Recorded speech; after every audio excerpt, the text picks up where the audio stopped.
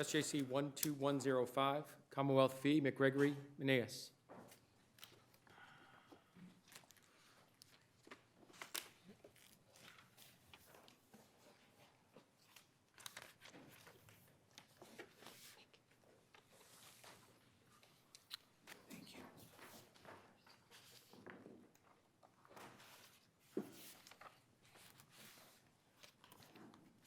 Good morning, Mr. Gerson. When you get settled, you can clarify whether it's pronounced Meneus, Meneus, Meneus. Meneus. Meneus. None of the above. Okay.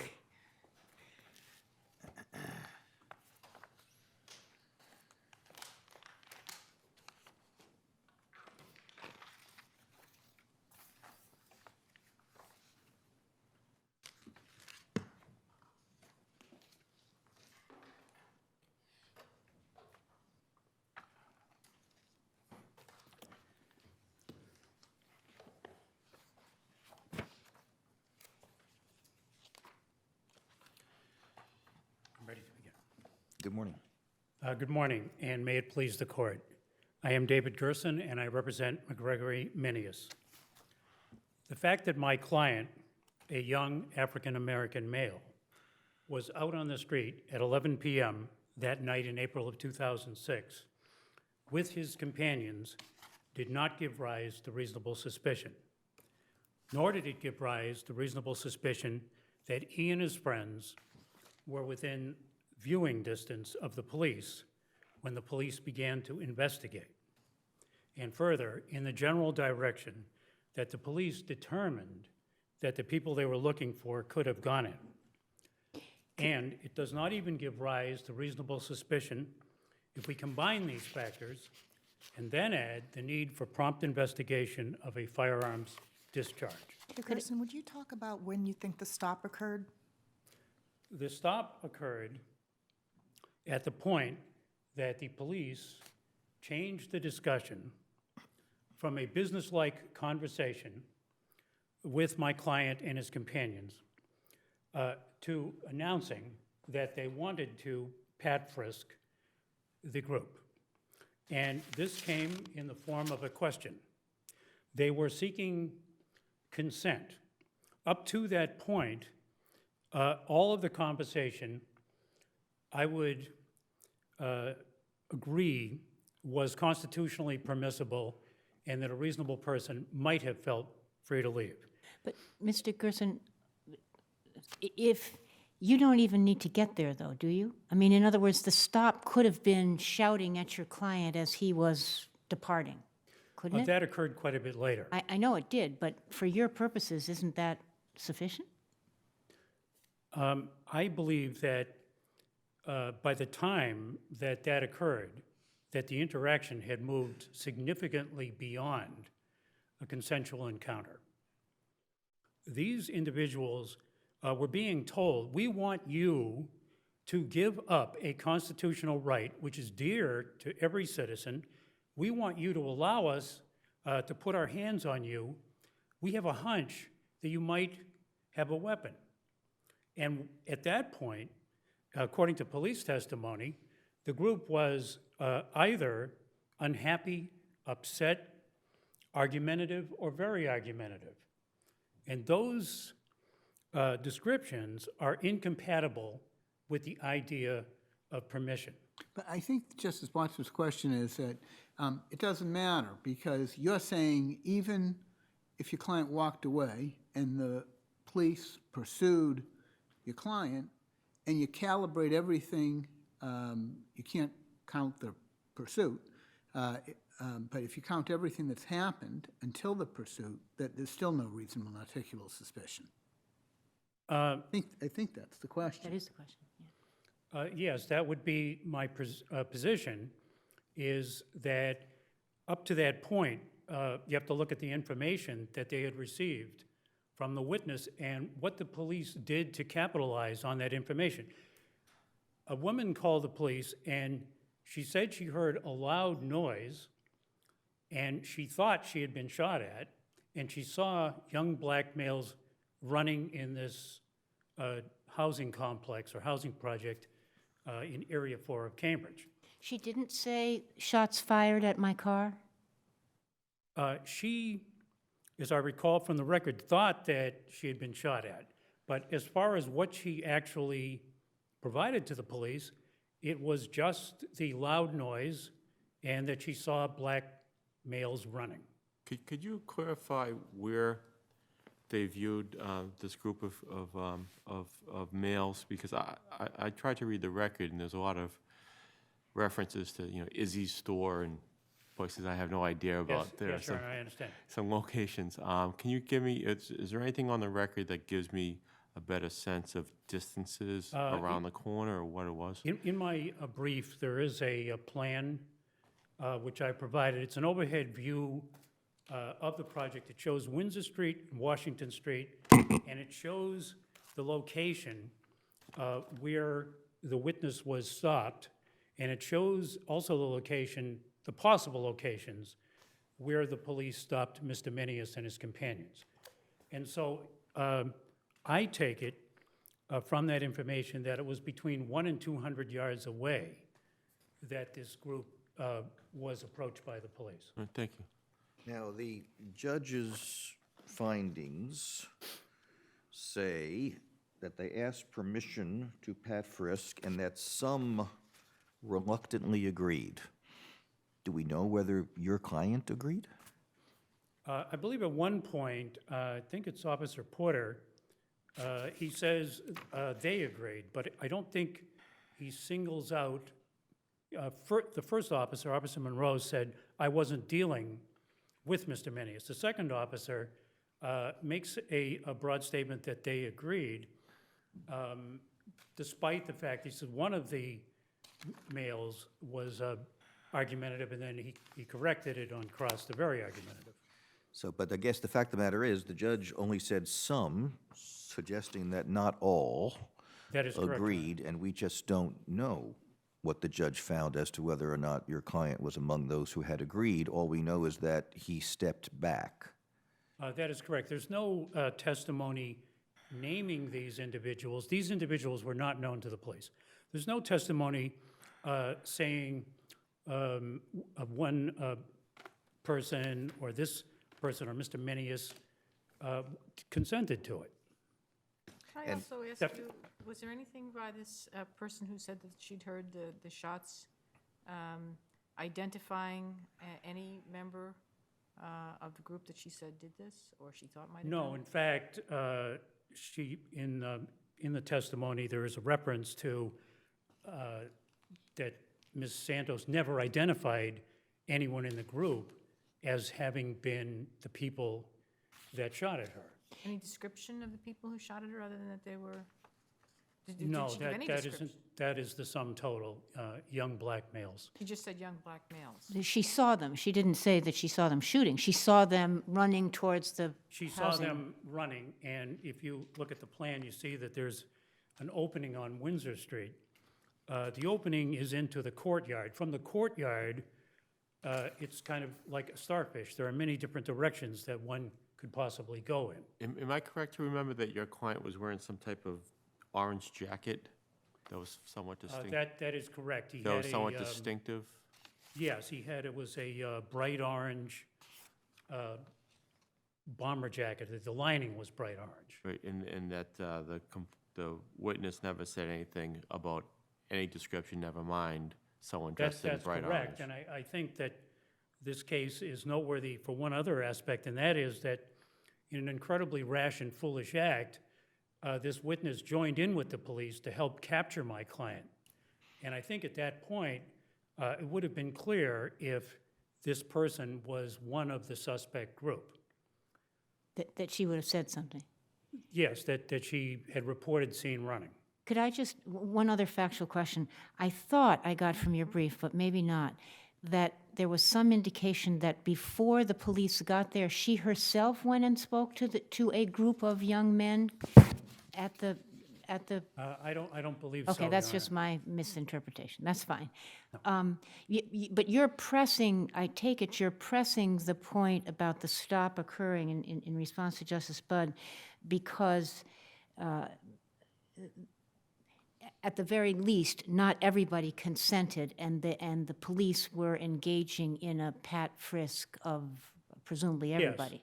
That's correct. And both police officers testified that at the time of the pursuit, they did not think that my client, Officer Porter, did not think that my client was guilty of any crime. Officer Monroe thought that he was guilty of not stopping for a police officer, which I believe is only in the motor vehicle code.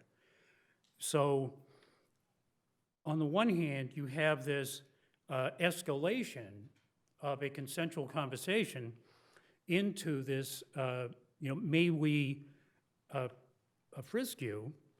And then on the other hand, the police officers testify that they thought that my client was guilty of no crime, other than the failing to stop for a police officer.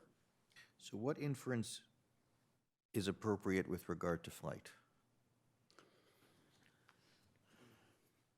I think that the flight is problematic because, on the one hand, we say that citizens must be free to end the interaction with police, but on the other hand, in this situation, clearly the interaction had moved far beyond a consensual proceeding. But the appeals court, and I think the judge found that there was no seizure. Well, the appeals court says it doesn't matter, but there's some view that there was no seizure at the point where it was a consensual encounter, albeit begrudging. Yes. Your client kind of stops to walk away, backs away. A police officer walks towards your client then runs, and then the police officer says, "Stop, Cambridge Police." Is Yes. that one view of the evidence? I believe that's what the evidence would And support. in that case, if we count the seizure at the time when the officer says, "Stop, Cambridge Police," the flight becomes part of the calculus.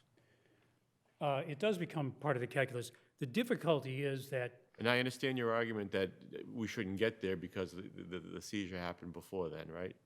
that's correct. And as I say, my client and his companions, and this wasn't a collective bargaining agreement, my client and his companions were being asked to give up a fundamental right, which they did not find to be a pleasant experience.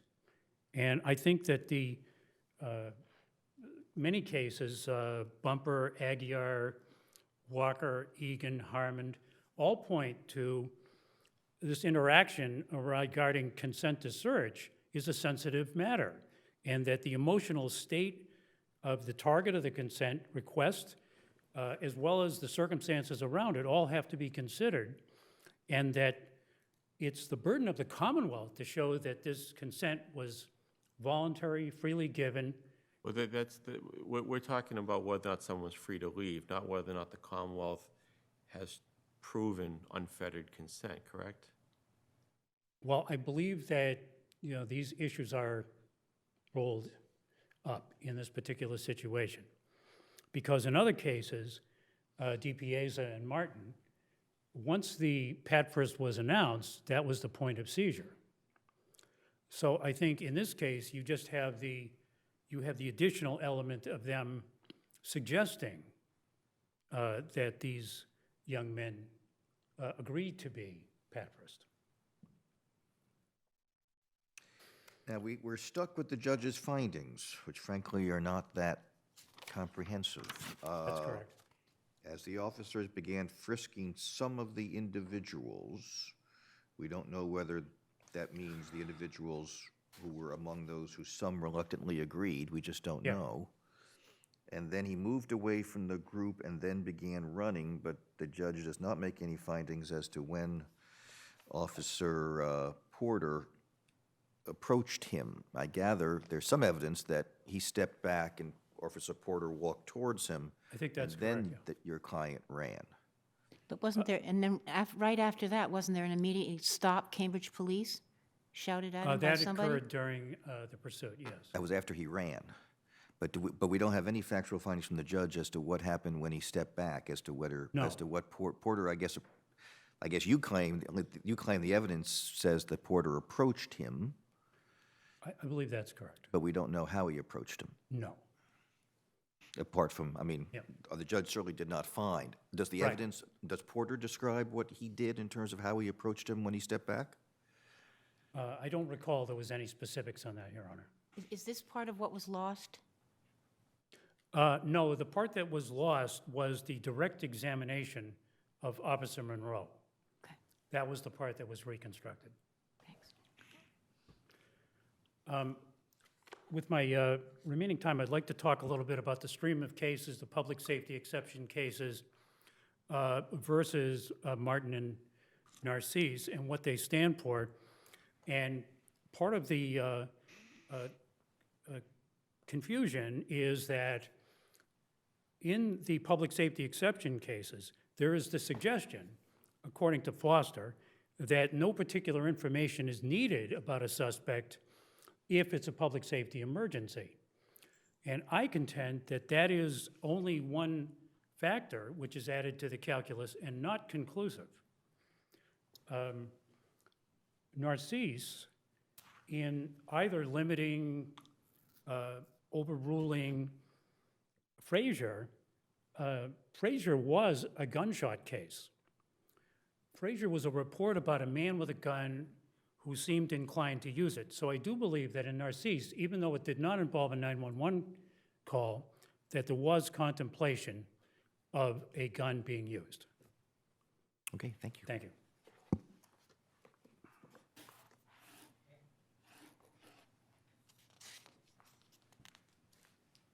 Mr. Maas, good morning. Good morning, Your Honor. And good morning, Your Honors, and may it please the court. My name is Randall Moss. I am an assistant district attorney from Middlesex, arguing this case on behalf of the Commonwealth. The motion judge in this case properly denied the defendant's motion to suppress and properly concluded that the police had a reasonable suspicion to believe that the defendant in this case was involved in a recent shooting of an occupied motor vehicle. What was it based on? There were a number of factors that it was based on. Most importantly, and one factual aspect of the record that I'd like to clear up, is the information that the witness, Deborah Santos, conveyed to the police. The judge's findings on this point are clear. In her call to the police, she said that her car had been shot at and the car had been struck. When the police moments later then met with Ms. Santos, she again said that shots had been fired at her car. It wasn't just a loud noise, it was that shots had been fired at her car. So that's a very important fact, and I emphasize it because it forms the backdrop against which the rest of the interaction should be evaluated. Did she repeat that her car had been hit? In her face-to-face interaction with the officers, according to the officers' testimony, they did not say again that her car had been hit. Or she just said that her car had been shot at? That was what they testified to at the suppression hearing. And she didn't give any identification or any description of any of the people that she saw running by? She said that after she heard the shots, she saw a group of young black males run into the nearby housing But complex. that's the only description she had of That's the description that she gave, Your Honor, yes. Could you clarify a fact for me? I'm looking at the diagram here, and I can't figure out, when she said they ran into the housing project, where they were stopped by the police was not inside, it was outside. Is that right? I would note that the housing complex is, it's a cluster of buildings. It's not a single building. And Right, so- I understand.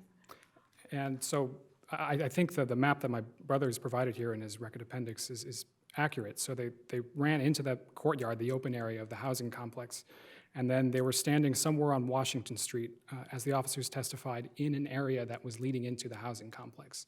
So So the witness described them running into the complex, but when the police arrived, they were at an area that was outside the complex. Is that right? it's immediately adjacent to the housing complex. It's not inside the housing complex, but adjacent to it. Do we have any sense of, the size of this group of young black males, both at the time that the witness said her car had been shot at and these young black males The witness didn't. ran by into the housing complex, and the group that was then spoken to by the police officer? The witness didn't provide a specific number, but the group that the officers encountered somewhere between 4 to 6 men. Okay. So, I'm going to ask you the same question just as Bud asked your brother. When do you say the stop yes, commenced? the stop in this case did not occur until the moment that the police shouted, "Cambridge police, stop." Before that moment, there was no assertion of authority on the part of the police officers, no show of force. So just to briefly summarize the facts, they meet the caller, they get the information about the shots, they go to the nearby intersection of Windsor and Washington Streets, and looking down Washington Street, they see a group of young black males matching the description provided by. Well, that was the only description, wasn't it? That was the description, Your Honor, but their attention did turn to a group that matched that description. Mr. Moss, so you don't think that there was a show of authority when there was an announced intention to pat frisk the group, even though there was a question? You don't consider that a show of authority that would make someone think, gee, maybe I can't leave here? No, Your Honor. The officer's testimony was that they asked, they made a request of the group whether they would be willing to submit to a pat frisk for officer safety. Some said yes, begrudgingly, but not all. That's my understanding. Yes, the judge found that some said yes. Officer Porter's testimony was that they agreed. What's important, though, is that they never actually got around to pat frisking the defendant in this case. But if he's free to leave, isn't he exercising his right to leave when he leaves? I would analogize this case to the cases cited in the Commonwealth's briefs on pages 14 and 15, so Fraser and Sanchez. In Fraser, the officer suspects that the suspect has a gun. He asks that the defendant or the suspect take his hands out of his pocket. And he asks that the suspect does not take his hands out of the pocket. The court determines that this request that the suspect take his hands out of the pocket did not constitute a seizure. And I would, again, analogize it to this case. There's also the case of Commonwealth. What are you analogizing that to? You mean saying we want to frisk you? Well, I would disagree. It's not, we want to frisk you. It's the police officers did ask if the group would be willing to submit to a pat frisk for officer safety. So when the defendant I don't get your answer to Justice Gaziano. Would you be willing to? Clearly, as he's walking away, he's not willing to. What's wrong with that? Well, again, in Fraser, the court determined that the fact that the suspect would not remove his hands from his pocket was a factor that the court could consider in the reasonable suspicion analysis. There's So also him exercising his right to walk away is somehow a factor in the analysis? it's not exercising. If he's free to leave, he's free to leave. Certainly. And that would mean that there was no, on your theory, there was no stop, there was no seizure yet in effect. And then the flight happens after the seizure, so it can't be considered. The flight happened after the defendant started running away. I mean, excuse me, the Cambridge police shouted, "Cambridge police, stop," after the defendant started running away. He starts to walk away, and then the police officer, according to his testimony, starts to walk towards him, I was to walk toward him. indicating you're not going anywhere. There's no show of authority before that But moment. why can they say stop? Why can't he run? So what? If he wants to run? Well, I would also analogize this situation to Commonwealth v. Sanchez. In that case, the police, they approached a suspect. They asked him if he would be willing to submit to a search. The suspect in that case agreed, and then he took off running. And in that We case, have no evidence that this man agreed. We don't even know if he was the only one who didn't agree. excuse me, Your Honor? We don't know if there were other people who didn't agree either. We said we know that the group was asked, and we know that some people said reluctantly, okay. But we don't know that everyone other than the defendant did. It was the testimony of Officer Porter that the group agreed to the. But the judge didn't find that. The judge said some agreed. That's correct, Your Honor, yes. So what is your, well, is it your view that there was a reasonable suspicion at the time that they asked them to be frisked? Yes, because as the appeals court concluded, at the moment that the officers first approached the group, that there was a reasonable suspicion So you say there was reasonable suspicion and that they did not need to ask permission, they could have just frisked them? right then and there. They could have, Your Honor, yes. The flight is helpful to the Commonwealth's case, but it's not dispositive of the issue. Okay, so, but, so let's assume that let's assume that it was short of reasonable suspicion. Is it your view that a police officer, when he or she has something less than reasonable suspicion, can say, can I frisk you? And if somebody runs, they can say, aha, they're running because they probably have a weapon and now I've got reasonable suspicion? No, Your Honor, this was a measure that the police were making in terms of officer safety. Again, it's analogous to the situation in Fraser, where the officer asked the suspect to remove his hands from his pockets. The suspect didn't, and the court determined that there was no seizure when the officer asked him to remove his hands from his pockets, and the fact that he didn't remove his hands from his pockets was a factor that they could consider in terms of forming reasonable suspicion. What was the reasonable suspicion at the time they asked? So you're saying basically the asking to frisk was just being polite. They actually had the right to do it. There was reasonable suspicion to stop What was the the defendant. reasonable suspicion Well, it was before the frisk? certainly. Again, all this takes place against the backdrop of a recent report of gunshots fired at an occupied motor vehicle. That's crucial, as cases like Commonwealth v. DePina made clear. There's also the fact that the group of suspects matched the description of the suspects. Young black Pretty males. generic.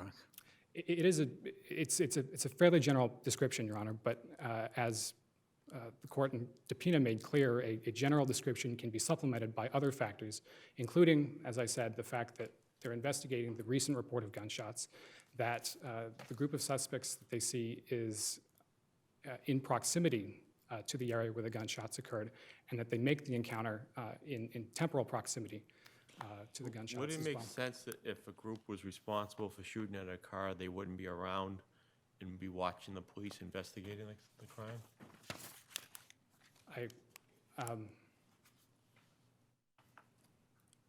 I think in the situation that the police found themselves in, where a witness said that someone had fired shots at her car, it was incumbent on the police officers to go up to this group and ask questions. And Well, make an didn't they go- investigation. I'm not. What was the weather or the time? I mean, was it, if it was like 3 degrees below zero, it would be odd to have people standing around outside. But I mean, do we know anything about what kind of night it was or when it was? Was it in June?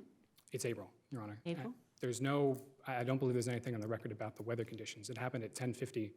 So it's not an unusual thing in April for a group of people to be standing around and talking, particularly if they're young What- people. It's no one factor that controls in this case, Your Honor. It's the Am I right that before the request to frisk was made, they did ask the group, do you know anything about shooting at a car? And the answer was no? I mean, there was some conversation before that, right? That's right, Your Honor, yes. Oh, And in those circumstances where they've made an investigation, the police officers then did ask to perform a pad frisk. Going back to the question that I asked, if you're short of reasonable suspicion and you flee, is that a factor that then gives you reasonable suspicion? Is that your view? If you're short of reasonable suspicion and the suspect flees, the flight is a factor giving rise to a reasonable So suspicion. police officers can then basically stop people and say, I'd like to frisk you, and if somebody runs, then they can say, aha, now I have reasonable suspicion to frisk them. I would disagree with Your Honor. This wasn't a situation where the police officers said they would like to frisk the group. They asked permission. Okay, of so the they group ask, to frisk them. so I go out and I ask these attorneys out there, is it okay if I frisk you? And if one runs, I can say, aha, he's running for a reason. That's probably because he has a weapon, so now I can frisk him. Again, I would analogize the case to Fraser, where the fact that the suspect did not remove his hands from his pockets was a factor that the police and the court could consider in determining that there was reasonable suspicion But to the question is, if there wasn't, you can't consider the flight if there wasn't because of Commonwealth versus Stout. We don't follow Hadari D in the United States Constitution as it relates to this. The Declaration of Rights provides enhanced constitutional protection here. And so if there's no reasonable articulable suspicion before the flight, you can't consider the flight. The flight, taken together with all of the factors, can provide a reasonable suspicion. But it can't add to it if you don't have it already. Well, that's not an issue in this case, because as the appeals court concluded, the police did have reasonable suspicion to stop the defendant, even at the moment that they first encountered him. So, if there are no further questions, I'll rest on my brief. Okay, thank and you. ask And that you we'll affirm take the our morning convictions. break. Thank you. All right.